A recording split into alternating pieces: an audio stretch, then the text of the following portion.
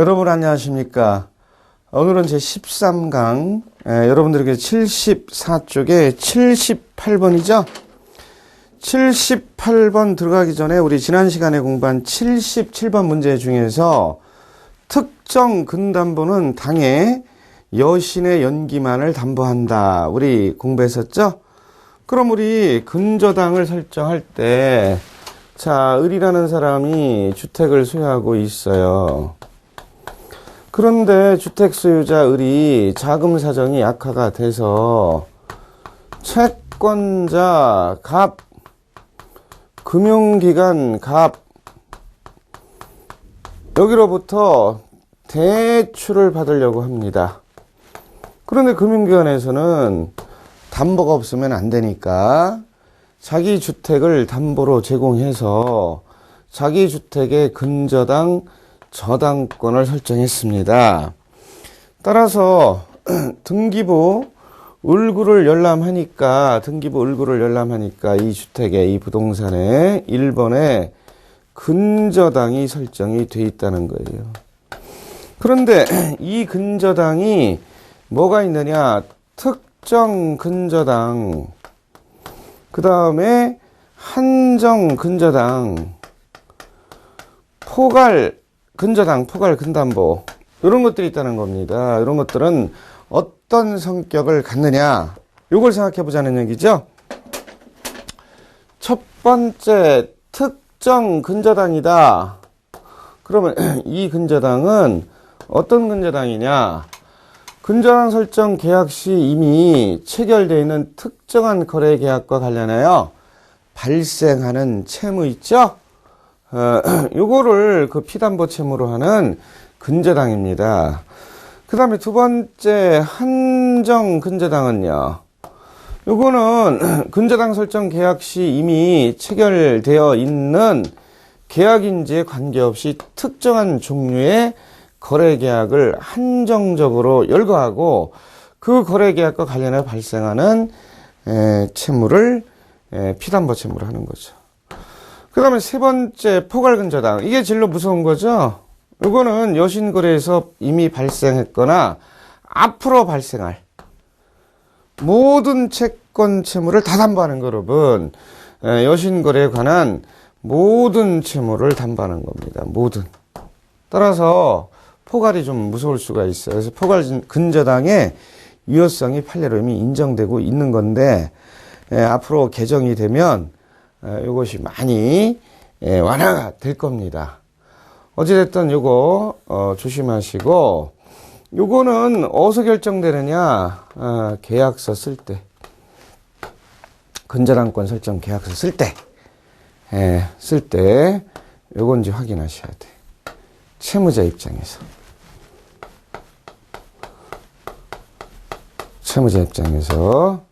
계약서로 결정됩니다. 계약서 특약란에 몇 줄만 들어가도 결정이 됩니다. 그거 조심하시고요. 자, 그럼 74쪽에 78번으로 넘어갑니다. 다음 중 연대보증 한도에 대한 설명으로 옳지 않은 것은, 자, 연대보증 제도는 대대적으로 수술이 되고 개정이 돼서 2014년 7월 1일부터는 폐지가 됩니다. 자, 1번 개인이 보증할 수 있는 연대보증 금액은 여신건별 1인당 1천만 원 이내에서 운영한다. 맞죠? 2번 기업 여신의 경우 과점 주주 등 기업의 실질적인 소유관계에 있는 개인에 대해서도 적용한다. 틀렸죠?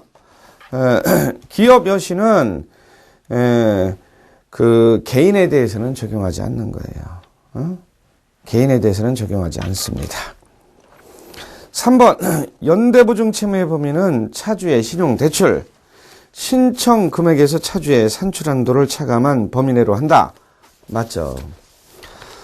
75쪽의 첫 번째 줄 동그라미 4번입니다. 보증인 기존 한도의 일정 제한비를 통하여 산출되는 한도를 보증인 수정 한도라 한다. 맞죠? 5번 연대 보증인의 신청은행 기술 실적 기보증실적이죠. 기보증실적 산출 시 기업 대출에 대한 보증실적과 담보 대출에 대한 보증실적은 제외된다. 맞죠? 따라서 정답은 2번입니다. 2번만 틀렸어요. 자, 그리고 75쪽에 중간 부분에 참고 박스 안에 연대보증제도가 2013년부터 폐지가 됐죠. 그리고 2014년 7월부터는 제2금융권의 연대보증도 폐지가 된다는 거. 그래서 보증에는 보통보증과 연대보증이 있다. 연대보증의 무섭다. 이거 다 알고 계시죠? 그리고 특정 채무보증과 근보증 이렇게도 있다는 겁니다. 자, 그러면 이어서 76페이지 76쪽에 79번으로 넘어갈까요? 79번. 79번. 신용카드 소득 공제와 관련된 설명 중 잘못된 것은 전년 10월에서 당해년도 11월까지 사용한 실적이다. 맞죠? 과세 연도의 근로소득 금액에서 공제받는 금액입니다. 2번 연간 총 급여액의 10%를 넣으면 초과 사용 금액의 20%를 근로소득 금액에서 공제해주는 제도이다. 이게 개정이 돼서 연간 총 급여액의 10%가 아니라 20%로 개정이 됐어요. 20%를 고쳐주시고 그 다음에 3번 소득공제 한도는 최고 500만 원이다. 상품에 따라서 300만 원을 하는 경우도 있는데 여기서는 일단 맞는 걸로 보시고 4번 소득공제 대상에는 근로자 본인만 해당된다. 이건 틀린 거죠. 왜 틀린 거죠? 배우자, 동거, 부모, 자녀, 배우자의 부모가 포함되는 겁니다. 5번 선불카드 및 유기에서 발생한 신용카드는 제외한다. 맞죠? 그래서 여기서는 정답 4번으로 하시기 바랍니다. 4번으로 하시기 바랍니다. 자, 그리고 77페이지 보시면 첫 번째 줄 참고, 그리고 두 번째 줄 신용카드 소득 공제 대상 나와 있어요. 세 번째 줄입니다. 77쪽의 세 번째 줄. 소득 공제에 해당되는 것은 본인, 배우자 및 생계를 같이 하는 직계 존비속의 신용카드 사용액이다. 나와 있죠? 나와 있어요. 그리고 생계를 같이 하는지 여부 이런 것은 해당 연도 과세기간 종료일 현재의 상황에서 판정된다. 이런 얘기도 나와 있어요. 그리고 15% 공제 대상 사용 금액 77쪽의 중간 부분에 나와 있죠. 신용카드 사용 금액, 현금 영수증 기재 금액, 학원비 지로 납부 금액, 30% 공제 대상은요. 직불카드, 그 다음에 전통시장 카드분, 대중교통 이용분 나와 있죠. 그리고 신용카드 소득공제 한도는 300만 원과 연간 총급액 20% 중에서 적은 금액이다. 다만 전통시장 사용분과 대중교육 이용분은 각각 100만 원까지 소득공제를 추가로 받을 수는 있다 하는 것이 77쪽에 참고 박스 안에 맨 끝에 나와 있어요. 그거 한번 확인해 보시고 이어서 78쪽에 80번으로 넘어갑니다. 78쪽에 80번으로 넘어갑니다. 자, 부정, 사용 대금 중 보상에 대한 설명 중 틀린 것은 돼 있죠? 1번, 회원의 고의나 중대한 과실로 인한 부정 사용 시 보상받지 못한다. 맞죠? 2번, 회원의 가족, 동거인에 대해 부정 사용 시 보상받지 못한다. 맞죠? 3번, 카드에 서명하지 않은 상태에서 카드를 분실, 도난에 생긴 부정 사용 시 보상받지 못한다. 맞죠? 4번, 분실, 도난으로 부정 사용 시 발생한 경우에 즉시 신고 시 30일 전 이후부터 보상 가능하다 그러는데 요건 틀렸죠. 신고 접수 시점으로부터 신고 접수 시점으로부터 60일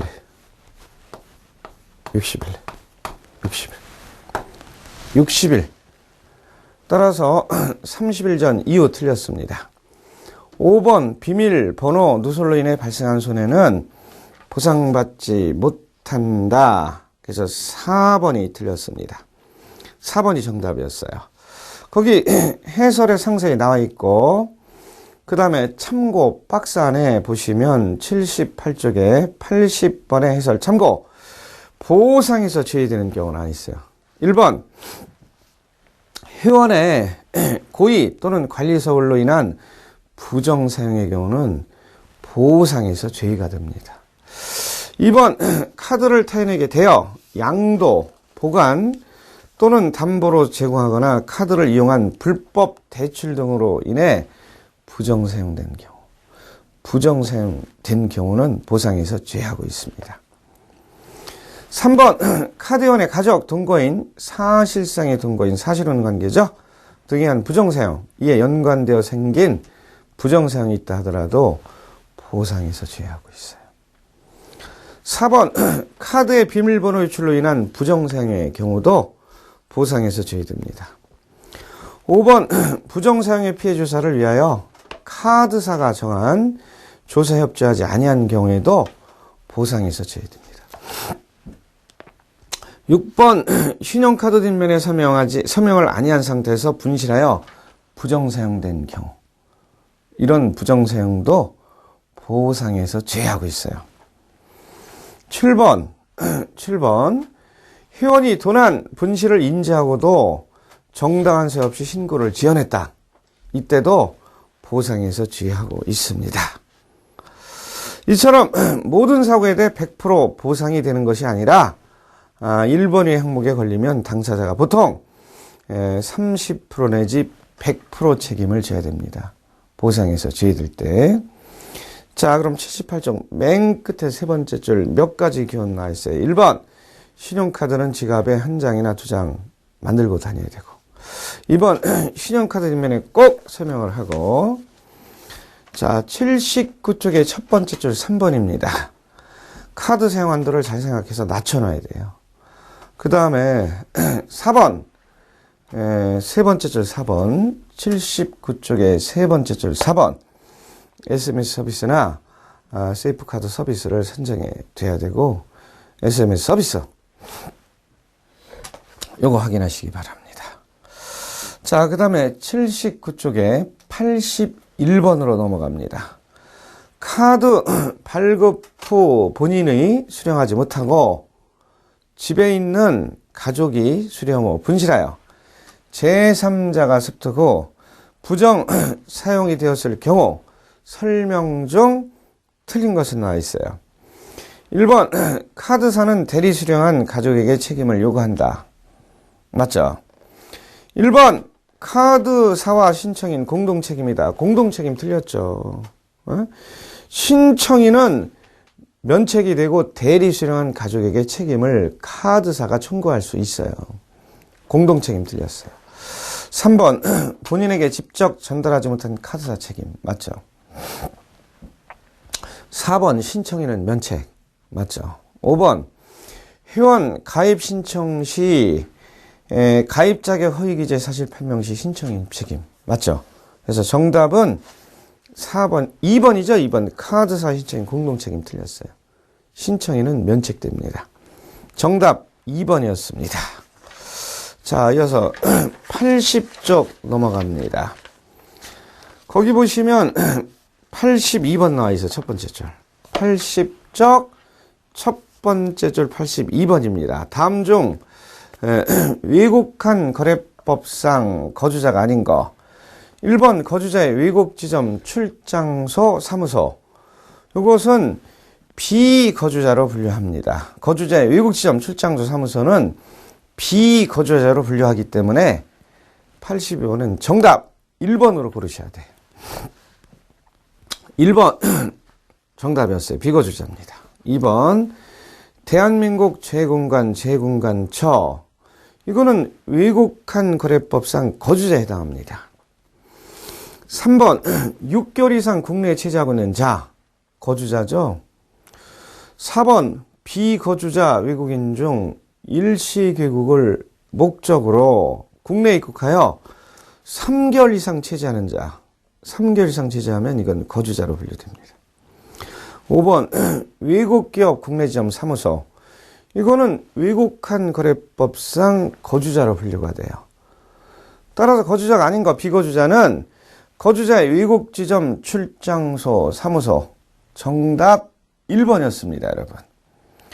자, 거기 해설에 참고 박스 안에 1번 보시면 취업비자로 출국하는 경우 거주자인지 여부. 이거는 왜곡한 거래 규정상 비거주자에 해당되고, 2번 해외 장기 취업 시 거주자 여부입니다. 그리고 3번에 보시면 해외 특파원의 거주자 여부. 이거는 비거주자죠, 비거주자. 장기 취업 시의 거주자도 비거주자로 분류가 됩니다. 그 다음에 4번 유학생. 유학생은요. 유학생은 비거주자죠, 비거주자. 5번 유학생의 거주성과 자금 송금. 요거 나와 있어요. 그거 한번 보시고, 그 다음 81쪽에 첫 번째 줄 6번 보시면 해외 체류자의 거주성 여부 나와 있죠? 자, 7번 보시면 외국한 은행의 해외 지점이 비거주자인가 거주자인가. 외환은행의 미국 내 지점은 외국한 거래법상 비거주자로 분류가 된다는 거 확인했습니다. 그 다음에 그 밑에 보시면 81쪽에 8번이죠. 거주자의 외국 부동산 취득입니다. 그것도 중요하니까 한번 읽어보시고, 요거는 시간이 많이 걸리니까 여러분들이 확인해 보시고, 자, 81쪽에 맨 끝에 83번 넘어갑니다. 다음에 설명 중 틀린 것은 나와 있죠. 1번 의아예금은 개설 자격에 따라 해외 계정, 거주자 계정, 해외 이주자 계정으로 구분된다. 맞죠? 2번 외화 통제금의 예치 금액은 500불 이상이다. 맞죠? 3번 외화 예금은 예금자 보호법에서 보호된다. 틀렸죠? 외화 예금은 보호되지 않습니다. 그러나 2008년부터는 개정이 돼서 보호가 된다는 거. 4번 외화통제금은 인출 시 영업 이틀 전에 은행에 통제된다. 영업 2일 전에 은행에 통제된다. 그런 내용이죠. 그래서 맞고요. 그 다음에 5번 보시면 82쪽의 첫 번째 줄 비거주자 증권 투자 전용 예금의 개설 자격은 비거주자 중 국내 증권 투자를 위해서 금융감독원으로부터 ID 카드를 발급받은 자이다. 맞죠? 그래서 외화예금은 전에는 보호가 안 됐어요. 그리고 종류별로 좀 틀리니까 확인을 해야 되고, 여기서는 일단 정답은 3번입니다. 그럼 82쪽에 넘어가시면 참고 세 번째 줄, 네 번째 줄 보시면 예금자 보호법에서 보호받을 수 있는 금융상품 1번 은행 항상 보호되는 거, 예금, 적금, 부금, 표점. 표점은 항상 보호가 되죠. 표점. 원금, 보전형, 신탁. 이런 것은 보호가 됩니다. 자, 그 다음에 한쪽 가로 2번 비보호되는 거 소개되어 있어요. 위탁자 예수금, 선물 옵션 거래 예수금, 수익자 예수금, 자기신용 대주담보금, 신용 거래 계좌 설정 담보금, 신용 공여 담보금 이런 건 보호가 안 돼요, 여러분. 자, 유가증권의 매매 또는 기타 거래를 위하여 고객이 예탁한 현금 잔액 이런 건 보호가 안 돼요. 예금자 보호법에서 보호가 안 돼요. 일반 적립식 증권저축 이런 거 보호가 안 되죠. 세금의대 증권저축 보호가 안 됩니다. 근로자 장기저축, 장기 증권저축 이런 거 보호가 안 되고, 근로자 주식저축, 근로자 주식저축 이런 건 예금자 보호법에서 보호가 안 돼요. 근로자 우대 저축 보호가 안 됩니다. 근로자 우대 저축 보호가 안 돼요. 또 증권저축계좌의 현금 잔액 이런 건 은행에서 보호가 안 돼요. 그 다음에 증권회사 82쪽에 해설 참고 박스의 중간 부분에 2번 증권회사입니다. 그리고 한쪽 가로 1번 항상 보호가 되는 거. 자, 그래서 우리 예금자 보호법에서 보호가 되느냐 이거 공부하고 있어요. 예금자 보호법에 의해서 보호가 되느냐. 그래서 첫 번째 은행, 금융기관에서 보호가 되는 경우와 보호가 안 되는 경우 확인하고 있습니다. 82쪽의 중간 부분에는 증권회사, 증권회사에서 첫 번째 보호되는 경우와 두 번째 보호가 안 되는 경우 요거 확인하고 있습니다. 그러면 증권회사 2번에 한쪽 가로 1번 항상 보호되는 경우 뭐가 나와 있어요? 위탁자 예수금, 선물옵션 거래 예수금 이거 증권회사에서는 보호가 돼요. 수익자 예수금 보호가 됩니다. 자기신용 대주 담보금 보호가 돼요. 신용거래 계좌 설정 담보금 보호가 되죠. 신용 공여 담보금 보호가 돼. 유가증권의 매매 기타 거래를 위해서 고객이 예탁한 현금 잔액 이런 건 보호가 되잖아요. 일반적 입식 증권 저축, 세금의대 증권 저축, 근로자 장기 증권 저축, 근로자 주식 저축, 근로자 의대 저축, 증권 저축계좌 현금 잔액 이런 것은 보호가 됩니다. 증권회사에서는요. 그런데 보호가 안 되는 건 증권거래법에서 모집 매출되는 유가증권의 취득 또는 매수의 청약을 위해 고객이 예탁하고 있는 금전, 고객이 대부받은 유가증권의 담보를 위해서 예탁하고 있는 금전 중 증권회사에 보관된 금전 이런 것은 보호가 안 돼요. 또 수익증권 중 유가증권, 증권사 발행채권 이런 건 보호가 안 돼요. 고객 예탁금에 관해 발생한 조세의 납부를 위하여 고객이 예탁하고 있는 금전, 환매 조건부로 매입한 채권 그거는 RP다 이렇게도 얘기하죠. 이런 것은 비보호입니다. 비보호. 그 다음에 세 번째 보험회사. 세 번째 보험회사. 항상 보호가 되는 거. 개인의 보험계약. 보호가 돼야 되겠죠? 개인의 보험 들은 거. 법인의 보험계약. 퇴직보험계약. 보호가 되죠. 그러나 보호가 안 되는 것은 퇴직보험계약을 제한 법인의 보험계약. 재보험계약. 보증보험계약.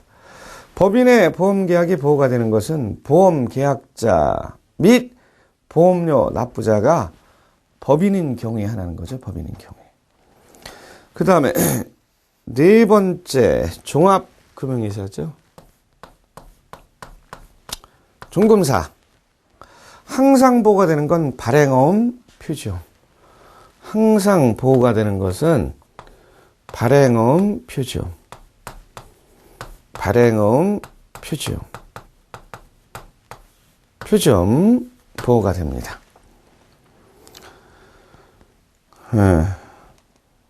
그 다음에 비보호되는 거.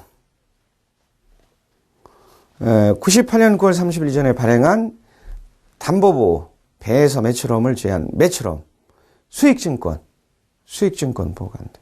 종검사 발해 채권, 환매조건부로 매입한 RP. 역시 RP는 비보호가 됩니다. 역시 RP는 비보호가 됩니다. 그러나 어음관리계좌, CMA 이런 것은 보호가 되죠? 어음관리계좌 이런 것은 보호가 됩니다. 그 다음에 82쪽에 맨 끝에 5번 상호저축은행에 항상 보호되는 거. 예금, 적금, 부금, 계금, 표점 이런 거 항상 보호가 되죠. 그 다음에 6번 신용협동조합, 출자금, 예탁금, 적금 이런 건 보호가 돼요. 그런데 공제상품 이런 것은 보호가 안 됩니다. 83쪽에 넘어가시면 박스로 정리가 또 돼 있어요. 박스 맨 끝에 이런 표시 나와 있죠? 박스 맨 끝에 84번 바로 위에 83쪽 정부 및 지방자치단체, 한국은행, 금융감독원, 예금, 보험, 공사, 다른 부보 금융기관의 예금은 보호 대상에서 제외가 된다는 사실 우리 확인했습니다.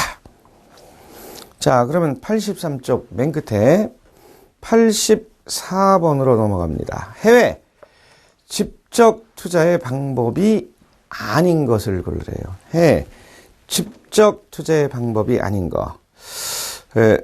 외화 증권을 취득한다. 이거는 직접 투자의 방법으로 볼 수 있죠. 2번 해외 부동산을 취득한다.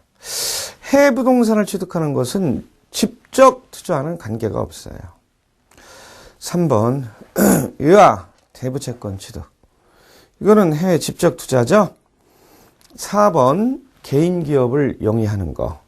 이것도 해외 직접 투자 방법이 될 수 있습니다. 공동 사업에 참여하는 거. 해외 직접 투자의 방법의 일종이죠. 따라서 정답은 2번입니다. 84쪽까지 해설이 나와 있으니까 여러분들이 한번 확인해 보시고 85쪽에 82번으로 넘어갑니다. 외국한은행은 외국한을 자유롭게 매매할 수 있다. 당연하죠? 다만 일정 금액을 초과하는 외국한을 매입하고자 하는 경우에는 당해 외국한의 취득이 신고 등의 대상인지를 확인해야 하는데 그 일정 금액으로 맞는 것은 이렇게 되어 있어요. 1번 미화 1만 불 초과. 신고 대상 아니죠? 외국한 취득 신고 대상 아니에요. 2번 미화 1만 불 초과 100만 불 이하. 이거는 외국한의 취득이 신고 대상입니다. 3번 미화 3만 불 초과 아니죠. 4번 미화 5만 불 초과 아니죠. 5번 미화 10만 불 초과 아니죠.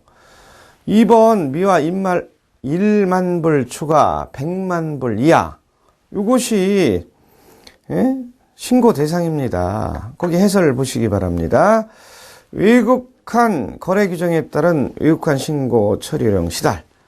외국한 거래 규정 개정으로 미화 1만 불 초과 100만 불 이하 지급수단의 세관신고 절차가 신설됨에 따라 처리용을 시달하오니 업무에 착오하기 바란다. 이런 내용이 나와 있고 지급수단 세관신고 처리용 검토 배경 나와 있죠? 1만 불을 초과할 때 그리고 100만 불 이하일 때 세관장에 신고하도록 한다. 자, 그리고 85쪽의 중간 부분에 보시면 네모 외국한 거래법 내용 개정이 나와 있어요. 그거 한번 확인해 보시고. 그래서 6에서 2조 신고 등이 나와 있죠. 1항 거주자 또는 비거주자가 다음에 각 코일에 해당하는 직업 수단 등을 수출입하는 경우에 허가 및 신고를 요하지 아니한다. 1호 미화 1만 불 이하의 직업 수단을 수입하는 경우, 다만 내국통화 원화표 시 여행자 수표 및 원화표 시 자기압 수표 이외에 내국 직업수단과 기금속을 제한한다. 이렇게 되어 있어요. 그럼 언제 세관장에 신고해야 돼요? 미화 1만 불을 추구할 때. 2번 2호죠. 2호 약소금, 한엄, 신용장을 수입하는 경우. 3호 미화 1만 불 이하의 직업수단. 자, 85쪽의 중간 부분 외국한 거래법 주요 개정 내용을 확인하고 있어요.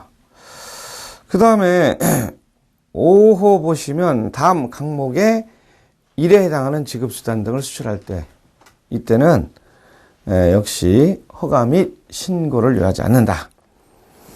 그럼 85쪽에 맨 끝에 보시면 괄호 1번 인정된 거래에 따른, 자, 이때 다음 항목에 1 그랬을 때는 각 코에 1 그랬을 때는 각 코를 읽고, 강목에 있을 때는 목 이렇게 돼 있습니다. 맨 끝에 괄호 1번 85쪽에 맨 끝에 인정된 거래에 따른 대지급을 위해 송금, 수표 또는 우편안을 수출하는 경우. 2번 최근 입국 시 휴대 수입한 범인의 또는 국내에서 인정된 거래에서 취득한 대지급수단을 수출하는 경우. 이들은 뭐 한다는 거예요? 허가 및 신고를 제한다는 얘기죠.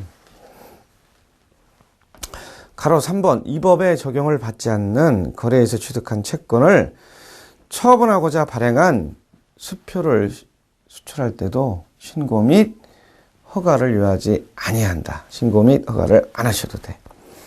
85쪽의 맨 끝에 가로 4번입니다. 주한 미합중국 군대 및 이에 준하는 국제연합군이 한미행정협정 소파죠, 소파. 관련한 근무 또는 고용에 따라 취득하거나 외국의 왼천으로부터 취득한 대지급수단 또는 당해 국가의 공금인 대지급수단을 수출하는 경우, 이때는 허가 및 신고를 요하지 아니합니다. 그래서 허가 및 신고를 안 해도 되겠습니다.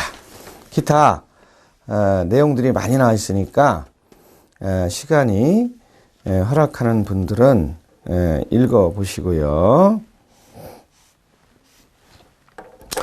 자, 그러면 13강 수업은 마치고 86번은 제 14강 수업에서 하기로 하겠습니다.